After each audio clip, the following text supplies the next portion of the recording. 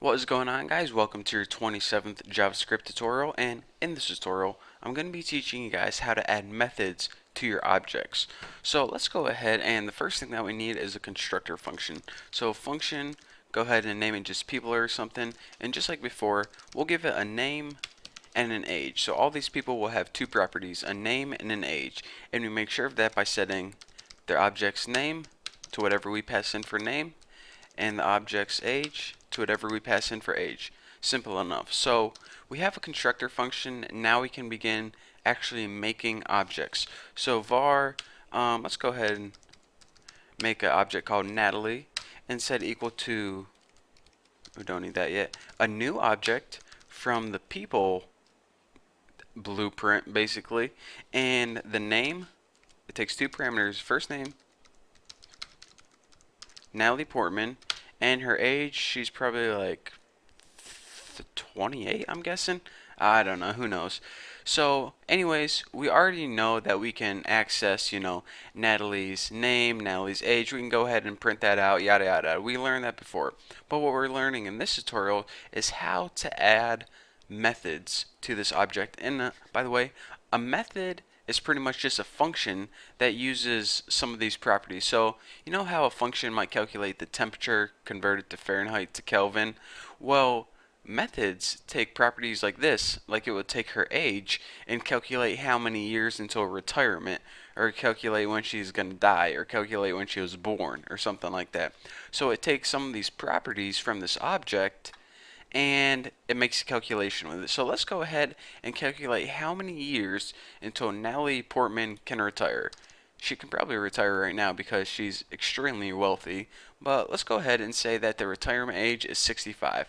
So in order to create a method, here's what we do. Just like any other function, go ahead and give it a name, years left. Looks good. Won't take any parameters. And the first thing that we need to do is calculate, or in other words, give a variable that we can return. So let's go ahead and make a variable named num years, and this is going to store the number of years until she turns 65, because at 65 she can retire. So let's go ahead and just write 65 minus her age, and in order to use this object's age, you use this dot age, and whatever object you pass in for there, it's going to take their age and it's going to subtract it to 65 from 65, excuse me. So I'm 24, so if it was to calculate for me, it would be 41. If someone was 20, it would be 45. If someone was 65, it would be 0. So anyways, how many years until you turn 65? That's what's going to be stored right in here. And now remember, whenever we want it to make a calculation and give us the answer back, we need to return it. Whenever we return something, it takes that calculation and returns it to you. So then you can print out the value of it and cool stuff like that. So num years. So what I like to do is just go ahead and highlight that to make sure they're both the same. And now that they're both the same, we're good to go. So this function is basically going to work like this. Whenever you call this function, it's going to say, alright, what object did you give me? I'm going to take their age, I'm going to subtract it from 65, and I'm going to give you the answer back. Simple enough. But you're saying, alright, here is the blueprint for the object, so how does this object know to use that function? Well, it doesn't just yet, so that's what we have to do in this next line of code. In order to tell this object that basically we want to use this function, or in order to tell it that this function is just not a random function, we actually want to associate it with this object. Here's what we need to do. Just like every other thing, every other object property, you go ahead and assign this dot, and then you write whatever you want your property to be named, and just go ahead and put years until retire or something like that. Did I spell everything right? Everything right? Looks good enough.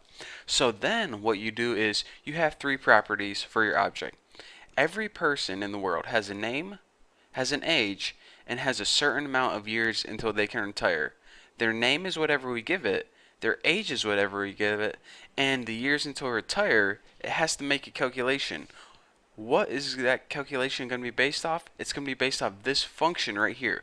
So we don't set it equal to a number like 65 or anything like that. We set it equal to the name of this function. So if we go ahead and copy that and paste it, and here's the one thing that can confuse you guys. You don't add parentheses at the end of this. I know it's weird, but they made it this way so your object knows that this method is associated with this object. So this makes sense. We pass it in a name, we pass it in an age. But for this last one, we make it just like any other object property, just like this one or this one.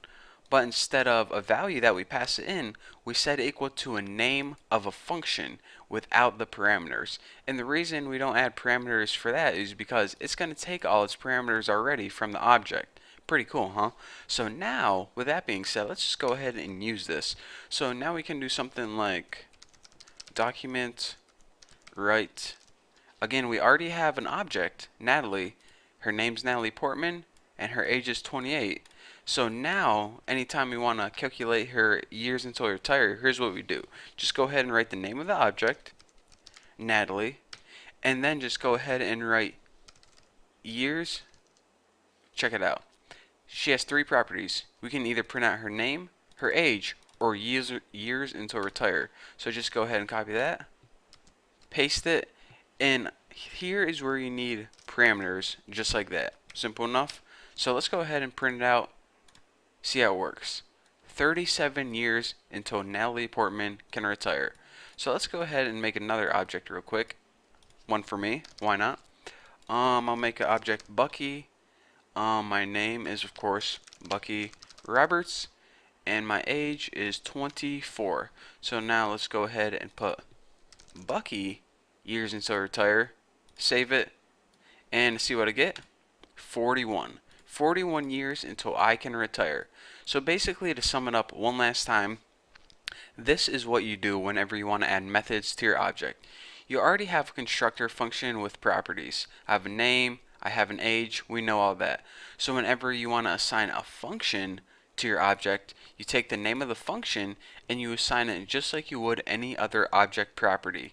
Simple enough. And don't forget, whenever you make your function, the only thing you have to do to get the extra information is put this object's age. If we wanted to print out my name, you would write like document write this name.